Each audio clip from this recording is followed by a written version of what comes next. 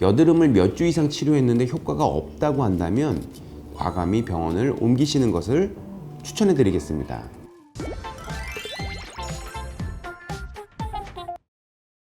안녕하세요. 라미체 클리닉 대표원장 주원장입니다.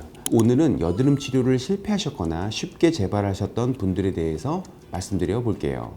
첫째로는 여러 곳에서 여드름 치료를 했는데 효과가 없었어요. 둘째로 치료하고 좋아졌는데 다시 금방 재발했어요. 위의 경우처럼 말씀하시는 모든 분들에 대한 이유를 설명드릴 수는 없지만 제가 생각해보는 많은 분들이 이렇게 말씀하시는 이유에 대해서 한번 말씀드려 보려 합니다. 여드름을 몇 주 이상 치료했는데 효과가 없다고 한다면 치료할 수 있는 병원은 많으니 과감히 병원을 옮기시는 것을 추천해 드리겠습니다. 추측해보건대 애초에 진단이 좀 틀렸을 가능성이 좀 있겠습니다. 농포성 주사피부염이라든가 구순주의 피부염이라든가 모낭염과 같이 감별해야 될 경우가 있는데 이런 게 진단이 좀 틀린 경우가 있을 수도 있겠습니다.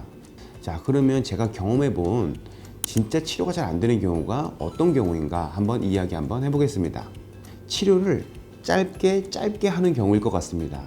우선 이렇게 짧게 치료하시는 이유는 첫째는 비용과 시간 문제가 있을 것 같습니다. 그래서 여드름이 한두 개 생길 때는 집에서 홈케어로 버티다가 너무 심해질 때 오시는 경우가 50명 중 49명 정도 됩니다. 이렇게 심해져서 치료를 시작하게 되면 치료 효과가 늦게 나타나게 됩니다. 자, 두 번째, 치료 효과가 어느 정도 나타나기만 하면 바로 치료를 중단하시는 경우입니다.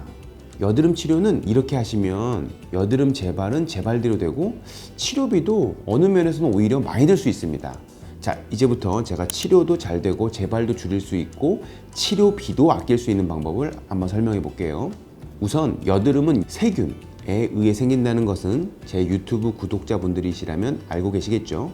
즉 여드름균에 의해서 염증 반응으로 고름이 생기는 겁니다. 어떻게 이 세균에 의한 염증을 치료하는 게 좋을까요? 어느 날 잇몸에 여드름 같은 고름이 한 개 생겼다고 가정해 봅시다. 겨우 한 개 생겼어요. 자, 며칠 뒤에 다른 잇몸에서 고름이 또 생깁니다.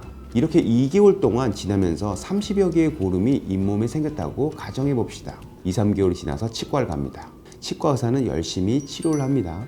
빨리 치료가 될 리가 없겠죠. 잇몸 여기저기 세균들이 잠복해 있을 거고 이미 진행된 염증이 많을 테니까요. 세균 치료를 한 3달 정도 했을까요? 이제 고름이 70% 정도 줄었습니다. 자, 이제 안 오시기 시작합니다. 많이 좋아졌다고 생각하시면서요. 이것은 어디까지나 세균에 의한 질병입니다. 당연히 고름이 보이지 않을 정도라 하더라도 병원성 세균의 90% 이상은 없어져야 치료를 종결할 수 있는 겁니다. 그리고 이 판단은 의사가 피부 상태를 보고 경험치로 종결해 드려야 합니다. 결론은 여드름 치료를 하실 때는 여드름이 생기지 않는 괜찮은 상태를 느끼셔도 병원성 세균이 씨를 말릴 때까지 조금 더 치료를 하셔야 재발률을 떨어뜨릴 수 있습니다.